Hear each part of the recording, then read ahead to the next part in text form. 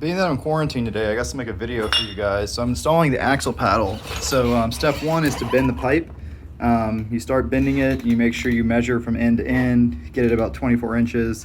Make sure you have about 6 inches from here to here, and that way you'll clear your paddle, which is about a 14-inch diameter. So, you know, 14 from the center to here is 7, that's a 1 inch. So yeah, so that's gonna clear the paddle fine. Then you weld it on, just real quick welds, strong enough to get it to where once it cools, everything's gonna warp, not gonna warp, because you wanna use this tube and the axle all in one to keep it straight. So you weld it on there pretty good, let it cool, and then you start disassembling it. So I did all those welds on the bike. Then I pull it off, disassemble the axle, and now you have the fun part of, you realize, oh man, I gotta get this chunk out, but I just welded it all together. That's fine. That's the right way to do it if you want to come out straight. You don't end up having a bow in your axle. So now we've got to get this chunk out. The way I usually do this, it takes some time, whatever. This needs to come off anyways, because I need to re-weld it because my axle's not exactly straight. You know, I had like a little lean to it, so I need to tweak that. So you take off those 4 bolts. No big deal there. If you're like me and you're lazy, just weld the nuts onto the studs. Basically turn the studs into bolts, and then you can run them right out with the impact. The downside of that is you end up heating up the seal right there a little bit, but I didn't put too much of a weld on there. I took them out quick, so should be fine. Now I just gotta take the cutoff wheel and lop the tube, and then that piece will fall out, and we're ready to bolt up the axle paddle. But this is exactly how you want to do it. You do not want to cut this piece out and then weld this hoop on, because you have nothing to keep it straight once this starts to cool and the metal pulls and everything. So there might be a little bit of tension in here right now, right? Because everything's cooled off and everything, but it comes out much straighter this way than if you cut that piece out, weld your hoop, and then hope it's all straight. It won't be. Even if you rely on just the axle through there, it's not gonna end up straight. And keeping all that straight makes it way stronger and means you don't have to have a bunch of crazy big trusses and all kinds of stuff like that. As you can see, a little bit of water was in my axle, not too bad. It's still nice and greasy, so clean everything up, re-grease the splines. It's good to do that once a year if you water ride like I do. This diff had a nice clean gear oil in it somehow. Obviously I got to replace those bearings and seals because I heated the shit out of them when I did those welds, but that's fine. That's the right way to do it. This piece of pipe is a little smaller diameter than the last one I did, but it's what I had laying around. This bend came out pretty decent for a piece of shit Harbor Freight bender. And then obviously I'm going to do the monoshock, so that shock's going to go away. Weld the shock brace from here to here, just barely clearing the paddle, and then a 300x shock for maximum pain and stiffness. There you go. Took the cutoff wheel, made 2 slices, one on each side of there, and let me line it up for you. See, that used to be like that. It used to sit inside of there.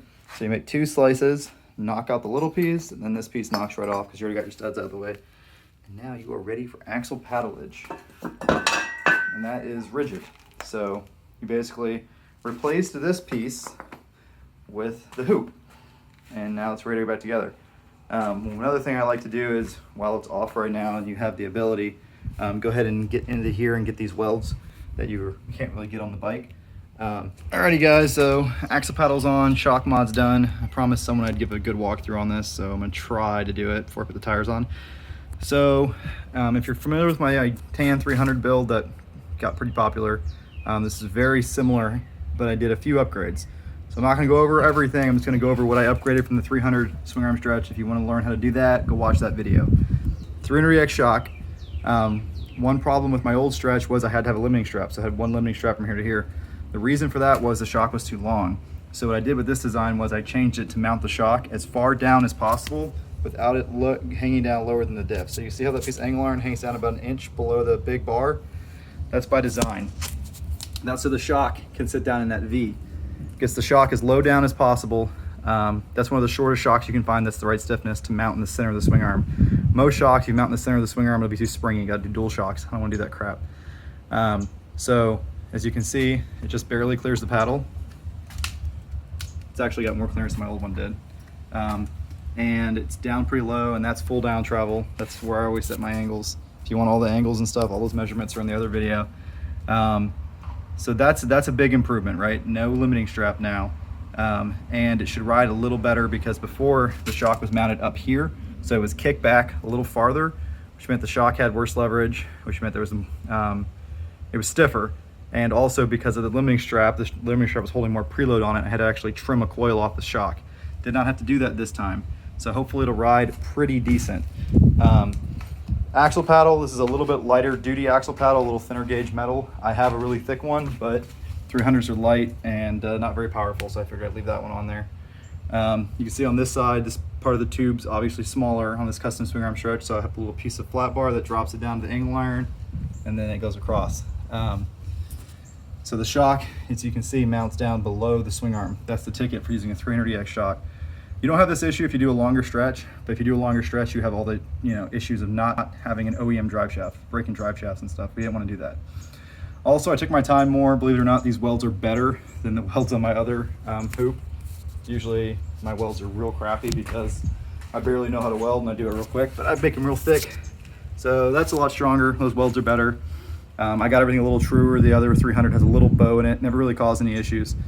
And the other 300 used a stock swing arm and a 250 big red rear end. This is a 350D rear end, which is a little wider, which means my hoop is actually centered better and it's a little stronger. The other 300 has a brace right here, which was a stock brace on a big red swing arm, and I welded up to the swing arm there. Did not need to do that here because I have a very beefy stretch swing arm, and it's got 2 braces on it and this hoop. So I'm not gonna add any other bracing because it makes it easier to take apart and rebuild, and being able to take apart your stuff and maintain it makes it last. Now, obviously people always ask, is mud gonna get in here? Yes, it will. There's no seal there either. You gotta change these bearings a lot.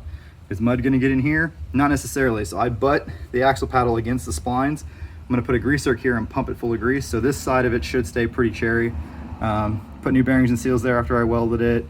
So the rear end is still sealed. There's one seal, but it's not double sealed. From the factory it would be kind of double sealed, right? So I'll probably be having to grease this 350D rear end eventually. But that's how this one came out. It's pretty good. Putting the silverbacks on it, gonna go hurt a ton of feeling. I'm just gonna bolt the tires on, and yeah. If you want more information on this, you can ask questions in the comments, but no one's gonna answer them. So the best thing to do is go on the Mud Puppy Facebook page, Mud Puppy Q&A, question and answer, and ask on there. There's also a ton of pictures posted of all these builds and stuff like that.